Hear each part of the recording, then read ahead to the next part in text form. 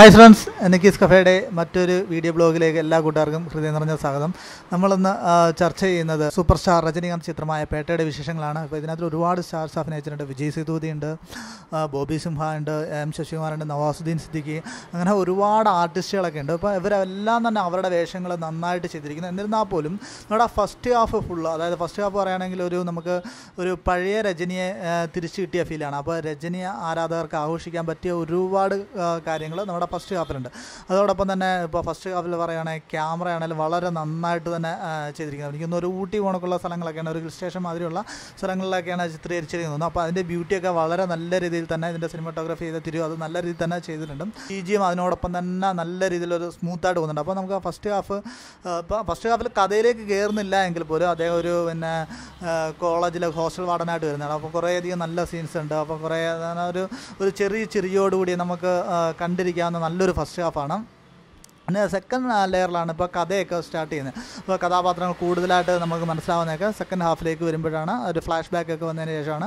സാധാരണ ഇത് പറയുകയാണെങ്കിൽ ഒരു സിമ്പിൾ കഥയാണ്. സിമ്പിൾ കഥയെന്ന് പറയുമ്പോൾ നമുക്ക് തന്നെ പ്രെഡിക്റ്റ് ചെയ്യാവുന്ന കുറേയധികം കാര്യങ്ങളൊക്കെയാണ്. അത് വലിയ സംഭവമൊന്നുമല്ല. അതിനെക്കുറിച്ച് പറയുകയാണെങ്കിൽ BGM ഇതിനകത്ത് വളരെ ഇമ്പോർട്ടൻ്റ് ആയിട്ടൊരു ഫാക്ടറുണ്ട്. അനിരുദ്ധാണ് ഇതിൻ്റെ BGM ചെയ്തിരിക്കുന്നത്. അപ്പോൾ BGM വളരെ നല്ല രീതിയിൽ തന്നെ ഈ സിനിമയുടെ ഒഴുക്കിനെ സ്വാധീനിക്കുന്നുണ്ട്. അതോടൊപ്പം തന്നെ മറ്റു കാര്യം പറയുകയാണെങ്കിൽ ഇപ്പോൾ വിജയ് സേതുപതിയുടെ റോള്, വിജയ് സേതുപതി ആണെങ്കിലും അദ്ദേഹം അവരുടെ റോള് നന്നായിട്ടുണ്ട്. ഇപ്പോൾ ശശികുമാറാണെങ്കിലും കുറച്ച് ഭാഗങ്ങളെ ഉള്ളെങ്കിൽ പോലും അവർ വളരെ നല്ല രീതിയിൽ അത് തന്നെ ചെയ്തിട്ടുണ്ട്. ബോബി സിംഹയ്ക്കും വളരെ ഇവർക്കെല്ലാം ചെറിയ റോളുകളാണ്. ഇപ്പം ബോബി സിംഹയ്ക്ക് വളരെ ചെറിയ റോളാണ്, അല്ലെങ്കിൽ ഇപ്പം ശശികുമാറിനും കുറച്ച് റോളൊക്കെ ഉള്ളത്. എന്നാൽ പോലും അവർ അതിൻ്റെ ഭാഗങ്ങളൊക്കെ ഭംഗിയായിട്ട് ചെയ്തിട്ടുണ്ട്. അതാണ് തൃശ്യ വരുന്നുണ്ട്, സിമ്രാൻ വരുന്നുണ്ട്.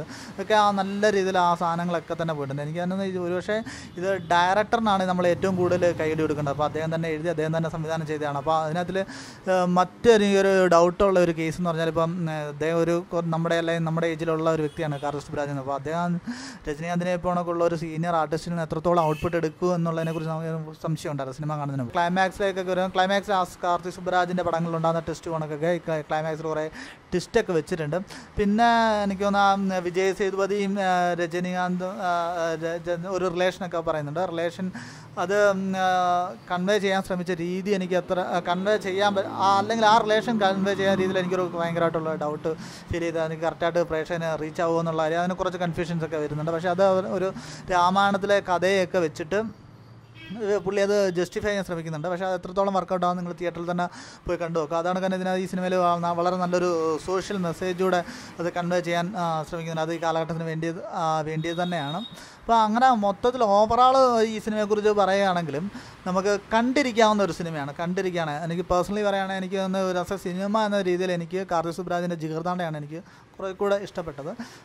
ഞാൻ കഴിഞ്ഞ റോബോട്ട് ആണ് അതിനകത്ത് കണ്ടത്. എനിക്കത് ഒട്ടും ഇഷ്ടപ്പെട്ടില്ലായിരുന്നു. അതപേക്ഷിച്ച് നോക്കുമ്പോൾ ഈ സിനിമ ഫാർ ബെറ്ററാണ്. അപ്പോൾ എനിക്കൊന്ന് കേരളത്തിൽ അത്ര ഒരുപാട് പ്രൊമോഷൻ ഒന്നും കണ്ടില്ല, അല്ലെങ്കിൽ അപ്പം വലിയ രീതിയിലുള്ള പ്രൊമോഷൻ ഞാനിതുവരെ കണ്ടിട്ടില്ല.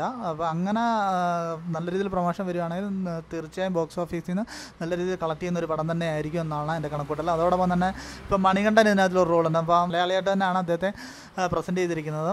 അപ്പം അദ്ദേഹത്തിനും കുറച്ച് അദ്ദേഹം ത്രൂ ഔട്ട് പ്രസൻസ് ഉണ്ടായിരുന്നു. രജനി സാറിനോടൊപ്പം ഒക്കെ അദ്ദേഹത്തെ കാണാൻ കഴിഞ്ഞതിലുള്ള സന്തോഷം കൂടി ഈ അവസരത്തിൽ നമുക്ക് പങ്കുവെക്കാം. വിജയ് സേതുപതിക്കോ അല്ലെങ്കിൽ ബോബി സിംഹയ്ക്കോ ഒക്കെ അവർക്കൊക്കെ ശശികുമാർ വലിയ അഭിനയ മുഹൂർത്തങ്ങളൊന്നും കാഴ്ചവെക്കേണ്ട കഥാപാത്രങ്ങളൊന്നും അല്ലായിരുന്നു. ചെയ്തിട്ട് പോകാമെന്നുള്ള ഒരു രീതി മാത്രമേ ഉള്ളായിരുന്നു അങ്ങനെ പറയുകയാണെങ്കിലും. പിന്നെ നവാസുദ്ദീൻ സിദ്ദിഖി അദ്ദേഹത്തിൻ്റെ കുറച്ചുകൂടെ നല്ല രീതിയിൽ തന്നെ അദ്ദേഹത്തിൻ്റെ കണ്ണുകൾ പോലും അഭിനയം കാഴ്ചവെക്കുമെന്ന് പറയുന്നത് അത് അദ്ദേഹത്തിൻ്റെ പ്രസൻസ് അദ്ദേഹത്തിൻ്റെ സ്ക്രീൻ പ്രസൻസ് നമുക്ക് വളരെ നല്ല രീതിയിൽ ഇഷ്ടപ്പെടുന്ന രീതി തന്നെയായിരുന്നു. അപ്പോൾ ഓവറാൾ പറയുകയാണെങ്കിൽ ഇപ്പം പഴയ രജനിയെ തിരിച്ചു കൊണ്ടുവന്ന ഒരു കാർത്തിക് സുബ്രാജ് പടമാണ് പേട്ട. തീർച്ചയായും തിയേറ്ററിൽ തന്നെ പോയി കണ്ടിരിക്കാവുന്ന ഒരു ചിത്രമാണ് പേട്ട എന്നുള്ളതാണ് എൻ്റെ അഭിപ്രായം.